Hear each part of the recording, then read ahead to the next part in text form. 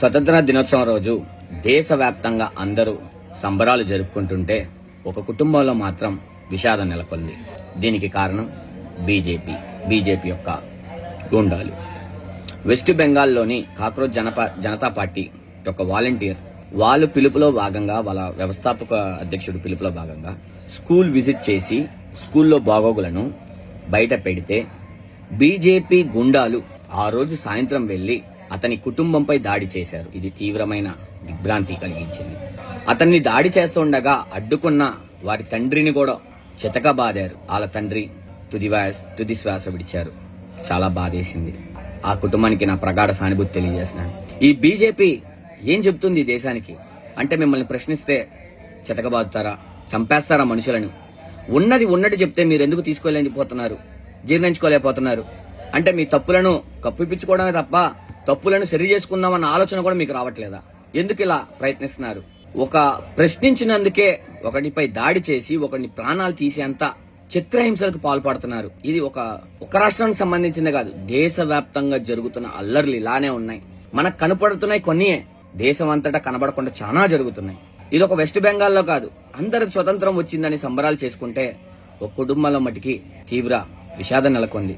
అంటే మన స్వతంత్రం వచ్చి 80 ఏళ్లైనా బ్రిటిష్ వారిని పారదోలం, బ్రిటిష్ వారిని ఎదుర్కొన్నాం, బ్రిటిష్ వారిని ఈ దేశం నుంచి తరిమి కొట్టాం. కానీ అదే బ్రిటిష్ వారికి తొత్తులుగా వ్యవహరించి బూట్లు నాకిన ఈ బీజేపీ ఆర్ఎస్ఎస్ వ్యవస్థలను త్వరలో కూడా ఈ దేశాన్ని నుంచి తరిమి కొట్టే వరకు మనమందరం కంకణం కట్టుకోవాలి. జస్టిస్ ఫర్ అబ్దుల్ హనీఫ్, అతనికి న్యాయం చేకూర్చే వరకు అబ్దుల్ హనీఫ్ కి కుటుంబానికి నా ప్రగాఢ సానుభూతి తెలియజేస్తూ, అతని కోసం అతనికి న్యాయం జరిగే వరకు ఈ దేశపు యువత ముందుకు రావాలి.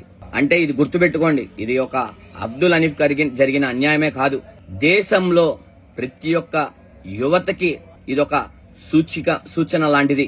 వాళ్ళు ఇచ్చే ఈ మెసేజ్ మనమందరం కూడా అప్రమత్తంగా ఉండకపోతే తీవ్రమైన పరిణామాలు ఎదుర్కొంటాం. అందుకోసమే ఈ దేశం యువత ముందుకు రావాలి. హనీఫ్ కి న్యాయం చేసే వరకు అతనికి ఎలాగో అతని కుటుంబంలో తండ్రి లేని లోటు మనం తీర్చలేం, కానీ అతనికి న్యాయం చేసే వరకు మనమందరం పోరాడగలుగుతాం. అతనికి న్యాయం జరిగే వరకు మనమందరం నిలబడదాం.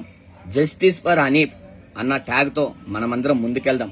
అతనికి న్యాయం చేసే వరకు మనమందరం కంకణ కట్టుకుని ఈ బీజేపీ గుండాలు ఎవరైతే ఈ హత్యకు పాల్పడ్డారో